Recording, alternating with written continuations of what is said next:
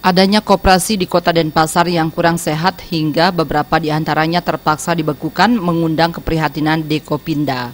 Ketua Dekopinda Kota Denpasar Dewa Bagus Putu Buddha mengatakan, koperasi semestinya dikelola dengan manajemen yang baik serta taat asas dan prinsip pendirian koperasi.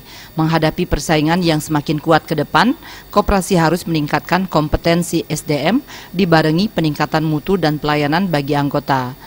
Buddha menegaskan aspek modal bukan masalah utama untuk menguatkan koperasi karena memiliki anggota yang jelas untuk menumbuhkan koperasi.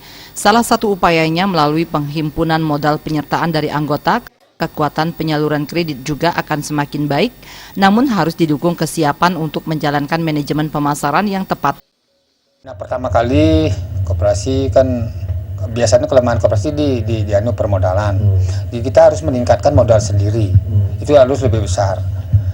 Karena nanti mungkin persaing kita itu akan bisa memberikan pinjam yang lebih murah daripada di koperasi kan begitu.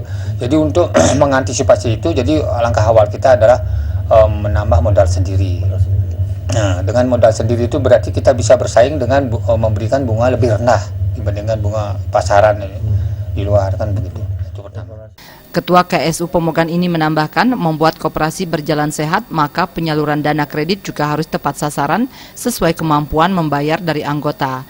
Pengawasan juga harus dilakukan dengan baik karena sejahteranya anggota adalah tujuan utama koperasi yang juga akan memberikan peningkatan bagi pembagian SHU.